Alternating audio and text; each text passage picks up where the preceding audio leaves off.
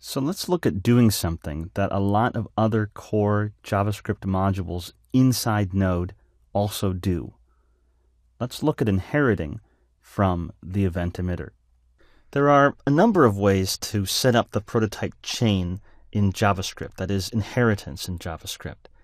We've seen function constructors where the .prototype property of the function is what all objects created from that function constructor point to as their prototype. There are ES6 classes and a keyword called extends. And we've seen object.create. Within util.js, the util.js file, that module inside the Node.js source code, there's something to help us with inheritance. It's a method called inherits, and it takes two constructors.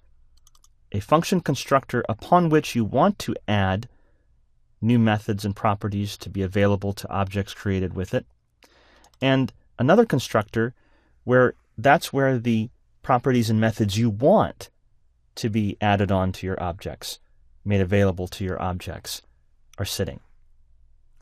And essentially what it does is use these same concepts we've already seen within JavaScript to help us more easily make the methods and properties on the prototype property of this constructor available along the prototype chain for objects created with this constructor.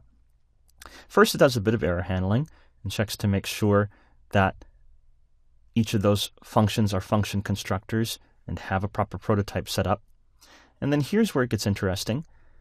The constructor that we want to add on to, we look at its prototype property. Now notice this is being set equal. So if you call inherits after you've set up some methods and properties on this .prototype property, you will actually override them. So you need to do this first before you add any other methods and properties to your prototype. Now, the constructor then has its prototype property, and that's set equal to object.create, meaning creating a new empty object, with the super constructors, or the constructor we're looking to get some properties and methods from, off its prototype property. So an empty object whose prototype is this prototype property of that function constructor. And that empty object, which just created a chain down to this prototype object, will be the prototype property of that function constructor, which means any objects created from this function constructor will end up at the top of this prototype chain that involves both this property and this property. All right, it looks a little confusing. Let's look at it visually. So let's say we have an object that has some properties and methods that I want to have access to. And I have my own object, which has its own properties and methods, and that's the one that I want to give it access to these other ones. So it has some prop 3, and I want to give it access to prop 1 and prop 2. What Node's inherits function does, using function constructors and object.create, is it simply places a prototype object in between the two. It creates a brand new prototype chain. So it takes the object that we have and says, well, your prototype, that object that I already have and I need to have more features added to it, it says, well, your prototype will have its prototype be the thing that you're actually looking to add on. And because of the way the prototype chain works, I will then have access to those properties and methods a little ways further down the chain. So it just sets up that middleman object, which then gives me access down the chain to the other properties and methods that I want.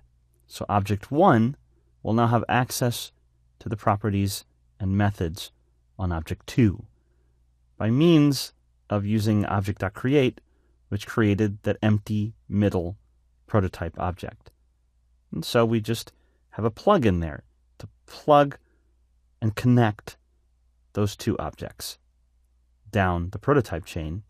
And so now I have object 1, which has access to both the properties and methods that I wanted originally, plus the extra ones that I also want to be added to it. All right, let's see this practically by inheriting from the event emitter. I have an empty app.js file, and I'm first of all going to go out and use the require function to get a couple of core modules. So I'll get the event emitter, which is a function constructor, and the util library. Now, I'll create my own function constructor, and it will just have a single property that we add to any objects created from it called greeting.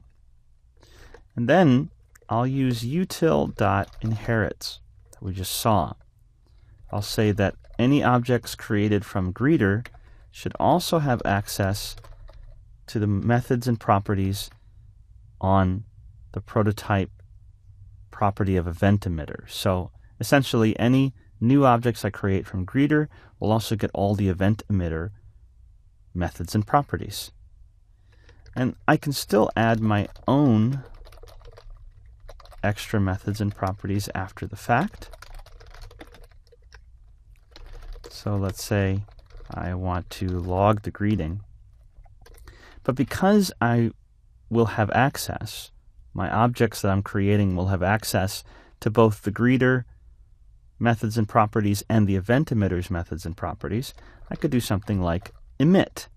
I'll just use a string, even though it's a magic string. I'll just use a normal string here for simplicity. So I could then have this greet method that logs and emits. And emit is coming from the fact that greeter is also an event emitter. Then I can now create my new object, my new greeter object, let's say. And because this has both access to the properties and methods of greeter and event emitter, I can say on. And then on greet, I'll console.log someone greeted. And then I'll greet. So what's going to happen? Well, when I call greet, it will look for it. It won't be on this greeter object, but it will be on the prototype. And there's a greet method. So it will log it and then emit it. It won't find the emit method on greeter on this prototype, but it will find it a couple of steps down the prototype chain because we've added event emitters to our prototype chain. The prototype property of event emitter, to be completely accurate.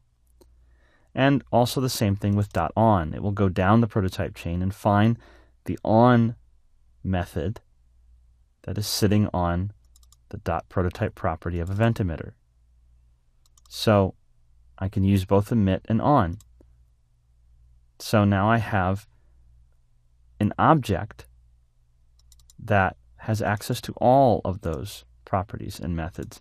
And when I run this, there it is. Console.logged and the event worked. My function that I added with the .on ran after the event was emitted. So take a good look at this. This line gave me access with any objects that I created using a new greeter, as this first parameter, to all of the events, emitters, properties, and methods as if I had created the object saying new event emitter. Oh, by the way, you might be asking yourself, what if I want to pass some data to the event listeners? What if I wanted this function to get a parameter and give it something when the event is emitted? Well, the node event emitter comes with that feature. So let's say the greet function on my greeter, I wanted to pass it something when I invoke it. And here I'll just do a colon and a space and output it to the console. Now I emit the event, and if I want to pass this data to all my listeners, to all the functions in that array that will be invoked, I can simply say, after the event name in the emit method, the list of parameters that I want to give. And the emit method, that function, when it rolls through all those functions in the array, it will pass these parameters to the function. So in my listener, I just have to expect it. And then let's say I output this to the console too. And then I'll actually call greet and give it the name Tony. So this function will be invoked. I should see the greeting plus a colon, then Tony. And then I'll emit the event, but give the event some data. And then this function, the listener, will be invoked by the emit method, and it will pass that parameter to it. So I should also see someone greeted and then the data. So we can give it a try. Go to the command line, say node app.js, and there we go. Hello world, the data, and then the event listener was invoked and also got the data. So that's useful. And really, in general, that's available now because my greeter inherits from event emitter. So it has emit, it has on, and all the features event emitter has. So this is great. What does this look like? Well, we had this object. It's sitting on the prototype property of the event emitter function constructor. So any objects created from that event emitter function constructor will point at this object as their prototype. And it has some methods on it, some features that we want, like on and emit. But we don't want to just create an event emitter. We want to create another object that does more than what the event emitter does, but also does what the event emitter does. So we used util.inherits, which essentially said, I'll take this other type of object that does other things that you want, and its .prototype property will have as its prototype the event emitter's prototype property. So it set up a small prototype chain. And then when we said new greeter, that's what we get. Greeter1 points to that greeter.prototype object, and greeter.prototype points to the event emitter.prototype object. And the greeter itself had a greet method. And so that's our prototype chain. My new object, down its chain, finds the greeter prototype object, and down that chain it finds the event emitter prototype object, which means I can call .on, .emit, and .greet on my object at the top of the chain. This concept, then, of essentially be able to create new objects that have a combination of the functionality of one object and another object, you'll find all over inside the Node.js JavaScript core. And very often, the objects are inheriting from the event emitter. There are many event emitters inside Node.js that you can listen for events, you can emit events, but they're actually more than just an event emitter by themselves. All right, just understanding this concept, then, that we might have an object, a type of object in Node, that both does many things and emits and allows you to listen for events, is a key concept with Node. And as we move on, we're going to see other objects, key objects in building software applications in Node that allow you to listen for and emit events because they have the event emitter down their prototype chain. That is to say, many objects built into Node are a type of event emitter.